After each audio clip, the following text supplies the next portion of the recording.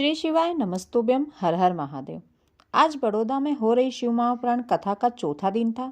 आज की कथा में गुरुजी ने जो भी नए उपाय, जानकारी और पत्र बढ़कर सुनाए हैं, उनके बारे में आज इस वीडियो में मैं बताने वाली हूँ। आज की कथा का मुख्य बातें इस वीडियो में आपको प्राप्त होगी, तो वीडियो को आखिरी तक देखते रहें। सबसे पहले जानकारी और जो पहला उपाय गुरुजी ने बताया है वो, यदि आपके शरीर में बहुत अधिक मात्रा में रोग हो गया है, बहुत अधिक तकलीफ हो रही है, तो बड़ के पेड़ के नीचे जल चढ़ाना प्रारंभ कर दें। दूसरा, यदि हमारे घर के पूर्वज यदि भूखे प्यासे हैं तो एक बेलपत्र पहले अशोक सुंदरी की जगह चढ़ाएं। उसकी डंडी वाला भाग शिवलिंग की ओर रखें और पत्ती वाला भाग जहाँ से जल गिरता है उधर की ओर रखना है। उसके बाद उस बेलपत्र के ऊपर पंचामृत समर्पित करें और थोड़ा सा पंचामृत शिवलिंग पर समर्पित कर दें। इसके बाद आपको आपके पूर्वज कभी परेशान नहीं करेंगे।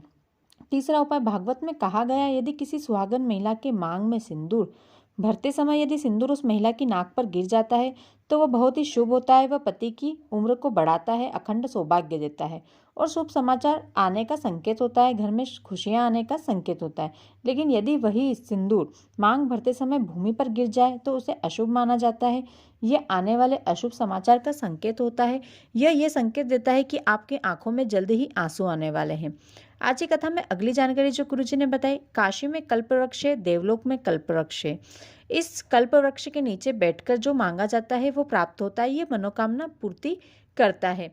सतयुग में, द्वापर युग में और त्रेता युग में कल्पवृक्ष था, उसी प्रकार कलयुग में भी कल्पवृक्ष है। जहाँ शिव महापुराण कथा होती है वह कथा का पांडाल कलयुग का कल्पवृक्ष होता है।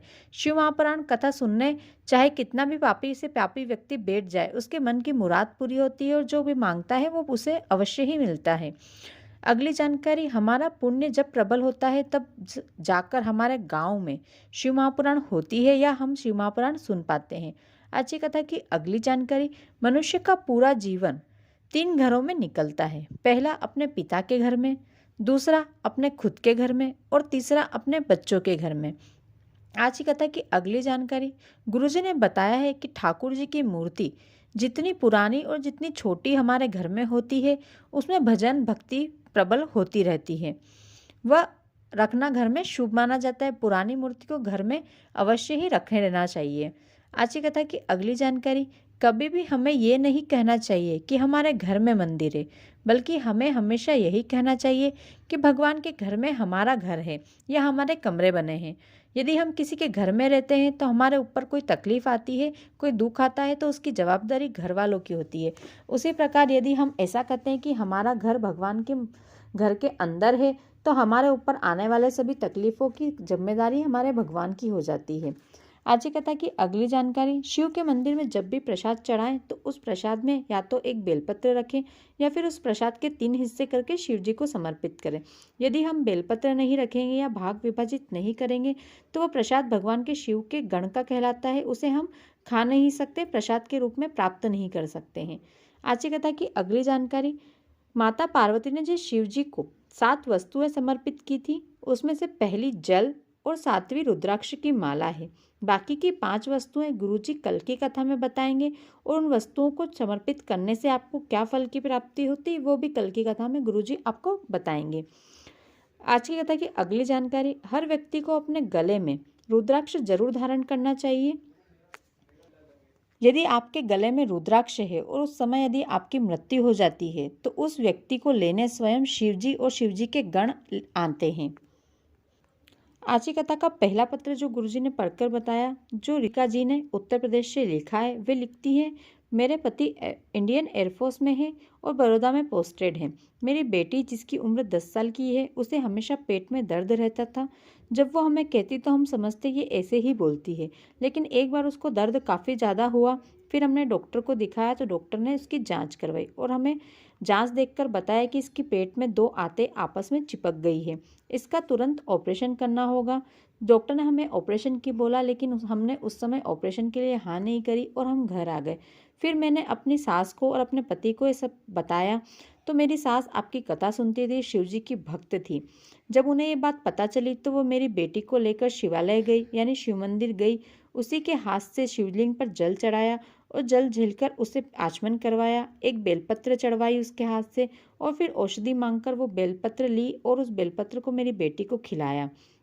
उसके बाद हमने एक और अल्ट्रासाउंड करवाया और जब डॉक्टर ने वो अल्ट्रासाउंड देखा, उसकी रिपोर्ट देखी, तो वो भी आश्चर्यचकित हो गए और हमें बताते हैं कि दूसरी जांच बिल्कुल नॉर्मल ही आई है। जो पहली जांच में आते चिपकी हुई आई थी, वो अब दूसरी जांच में बिल्कुल अलग अलग है, बिल्कुल भी चिपकी हुई नहीं है। तो बाबा ने हम पर कृपा करी और मेरी बेटी को बिल्कुल ठीक किया। वह बिल्कुल स्वस्थ है, सुरक्षित है। आज की कथा का दूसरा पत्र जो गुरुजी ने पढ़कर सुनाया, ये अलका जी ने झाबुआ से लिखा है। वे लिखती हैं, गुरुजी, मेरे बड़े भाई की किडनी, फेफड़े और लीवर सब कुछ खराब हो चुका था। हमने बहुत दूर दूर के डॉक्टर, बड़ौदा, गुजरात, इंदौर, बड़ी बड़ी जगहों, अलग अलग हॉस्पिटल में डॉक्टरों को दिखाया। सभी डॉक्टर ने मना कर दिया कि इनके सभी फेफड़े, लीवर खराब हो चुके हैं, ये ज़्यादा जी नहीं सकते, आप उन्हें घर ले जाएं और उनकी सेवा करें, ये सभी डॉक्टर ने हमसे कह दिया। उसके बाद मेरी छोटी भाभी आपकी कथा सुनती थी। उन्हें शिवजी पर विश्वास था, वे शिवजी की भक्ति। उन्होंने हमें आपके द्वारा बताए गए आंवले के रस का उपाय और रुद्राक्ष के जल वाला उपाय बताया और पशुपति व्रत के बारे में भी बताया। हमने आपके द्वारा बताया गया आंवले के रस का उपाय और रुद्राक्ष के जल वाला उपाय किया, उसी के साथ पशुपति व्रत भी किए हैं। आज मेरे भाई बिल्कुल ठीक है और आज हमारे साथ हैं, जीवित हैं और आपको यहाँ कथा में भोलेनाथ को धोग लगाने के लिए आए हैं। आज की कथा में गुरुजी ने बताया कि 12 दिसंबर से 18 दिसंबर तक माँ ताप्ती शिव महापुराण कथा बैतूल में, मध्य प्रदेश में होने वाली है। इस कथा को सभी भक्त अवश्य सुने, इस कथा का लाभ सभी उठाएं। तो दोस्तों, ये थी आज की कथा की विशेष जानकारियाँ, पत्र और उपाय जो आज की कथा में गुरुजी द्वारा बताए गए थे। आप अपने दोस्तों के साथ, परिवार वालों के साथ या अन्य लोगों के साथ शेयर करें ताकि वे भी इस जानकारी का लाभ उठा सकें, नए उपायों का लाभ उठा सकें। साथ ही यदि आपको आज का वीडियो अच्छा लगा हो तो वीडियो को लाइक करें, शेयर करें। साथ ही कमेंट में हर हर महादेव, श्री शिवाय नमस्तुभ्यम लिखना बिल्कुल भी ना भूलें। मेरे इस चैनल पर मैं बैतूल में होने वाली माँ ताप्ती शिव महापुराण कथा के पंडाल की संपूर्ण जानकारी, जैसे कि वहाँ रहने की क्या व्यवस्था है, पार्किंग की क्या व्यवस्था है, नहाने की क्या व्यवस्था है, वॉशरूम की क्या व्यवस्था है, आपको कहाँ सुलाया जाएगा, खाने की क्या व्यवस्था की गई है, चाय की, नाश्ते की व्यवस्था क्या की गई है, उसकी संपूर्ण जानकारी मेरे चैनल पर एक नया सेपरेट वीडियो में बनाकर अपलोड करूंगी। यदि आप भी उस जानकारी को जानना चाहते हैं और यदि आपने मेरे चैनल को अभी तक सब्सक्राइब नहीं किया है तो तुरंत मेरे चैनल को सब्सक्राइब कर लें। साथ ही पास में घंटे यानी बेल आइकन को प्रेस कर लें ताकि जैसे ही मैं वो वीडियो अपलोड करूंगी आप तक नोटिफिकेशन पहुंच जाएगा और आप उस जानकारी को प्राप्त कर पाएंगे। तो जल्दी जल्दी करें, मेरे चैनल को सब्सक्राइब कर लें।